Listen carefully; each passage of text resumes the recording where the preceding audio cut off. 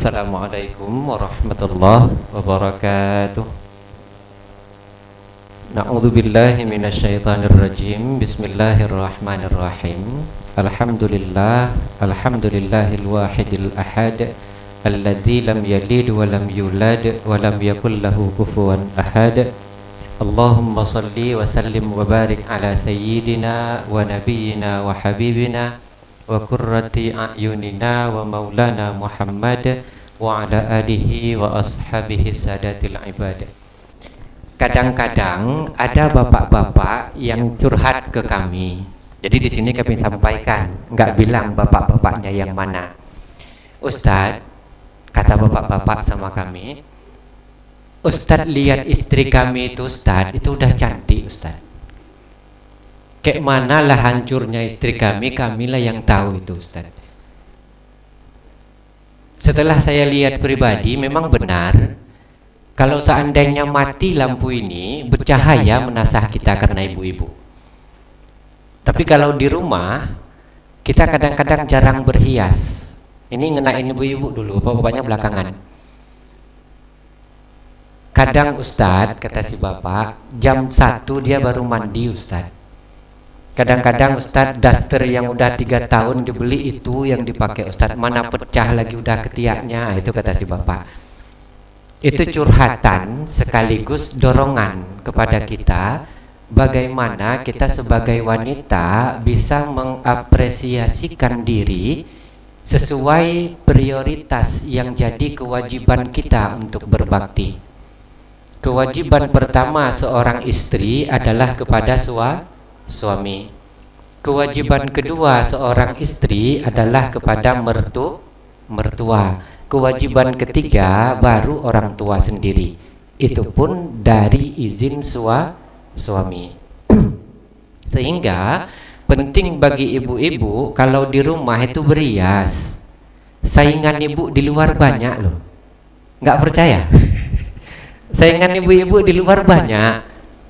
Lebih muda, lebih cantik, lebih ramah ketimbang ibu-ibu di rumah.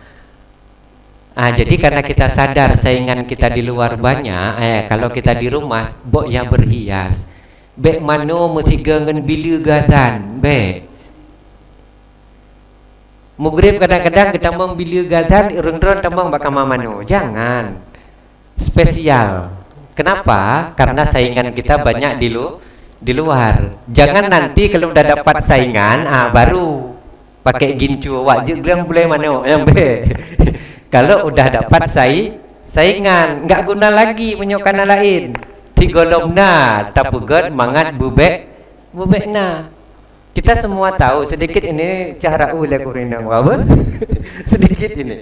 Kita semua sadar bagaimana Sayyidatuna Fatimah saat dia bertanya kepada Rasulullah, wahai ayah, siapa wanita-wanita yang awal-awal masuk surga, wahai ayah? Rasulullah menjawab, al-awwalu ummuki, yang pertama itu ibumu, Sayyidatuna Khadijah. Summatani, wahai ayah, yang kedua siapa ayah? Yang kedua adalah Asiyah, istrinya Fir'aun. Salis, yang ketiga siapa ayah? Yang ketiga adalah siapa namanya? Maryam, ibunda Nabi Allah Isa. Yang keempat siapa ayah? Yang keempat adalah Masyitah, tukang sisir, anak Fir'aun. Summal khamis, lalu yang kelima siapa ayah? Muti'ah, wahai anakku. Kak Muti'ah istrinya Bang Amr bin Yasir. Istri keduanya Muti'ah namanya. Iya. Bayangkan itu. Yang ketiga Muti'ah. Fatimah mikir, lah ayah, aku kan anakmu ayah. Kok bukan aku yang kelima? Kenapa disalib sama Muti'ah? Ternyata dalam Islam gak ada orang dalam. Anak Nabi pun gak laku. Maaf ini. Karena penasaran si Fatimah, lalu dia pergi, ayah, cukup dulu ayah, aku mau lihat bagaimana Kak Muti'ah. Keluar dia dari rumah menjumpai Muti'ah. Di bawahnya anaknya satu bernama Hasan, usianya 7 tahun. Diketoknya pintu, assalamualaikum. Assalamualaikum. Waalaikumsalam, kata Muti'ah dari luar. Dari dalam dibuka Muti'ah pintu, dikeluarkannya kepalanya dari pintu. Dek Fatimah, ada apa dek, ngapain ke rumah? Aku ada perlu kak sama kakak. Aduh dek, maaf ya dek. Kau datang sama siapa dek? Sama anakku kak Hasan. Dek, kakak belum minta izin sama abang. Abang sedang gak di rumah. Mohon ya dek, jangan sakit hati, kakak gak bisa nerima adik masuk ke rumah. Bayangkan itu, anak Nabi yang datang demi menghormati suami, gak dikasih masuk tuh anak Nabi ke rumah. Padahal sama-sama perempuan.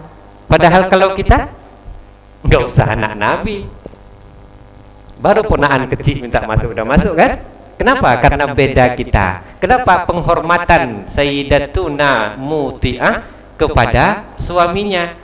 Satu pelajaran. Besok kau balik ya dek, besok balik dia. Bawanya si Husin. Nggak bisa masuk juga, yang dapat izin Hasan.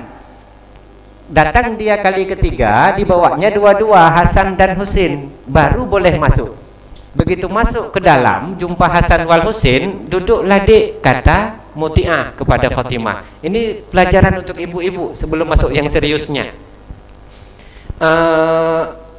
Dek, ini waktunya udah hampir siang. Kakak harus masak dulu ya dek. Adik duduk aja di sini. Masuk si Muti'ah masak. Anak Nabi ditinggalkannya di ruang tengah. Itu anak Nabi loh. Tapi kalau istri kita pulang si bapak jam 2, aku lapar ma. Bapak nggak tahu, itu ibu PKK di luar. Aku nggak perlu tahu, aku lapar. Oh lapar, masak sendiri aja dulu. Terakhir bapak masak Indomie di dalam. Kenapa? Timbang ibu PKK yang kita kawani. Ini anak Nabi loh. Jadi penting, durhaka kepada suami ujung-ujungnya neraka. Sehingga dalam kitab Irsyadul Ibad ila Sabilir Rasyad, syarat agar perempuan saat dia muslim mudah masuk surga itu cuma dua. Yang pertama, lebih dahulu mati daripada suami.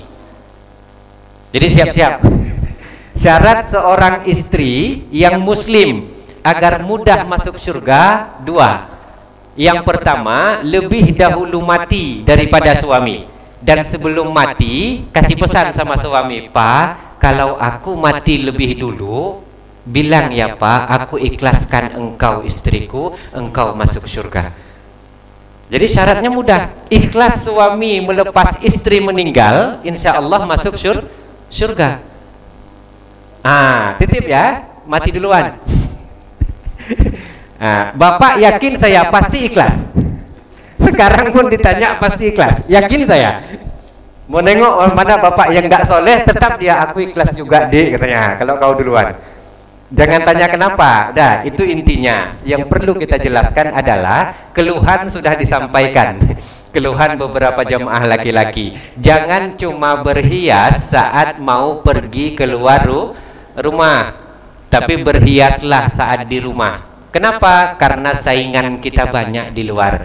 Paket baby glow sekarang cuma 1,4 juta. 5 tahun yang lalu 2,8 juta loh.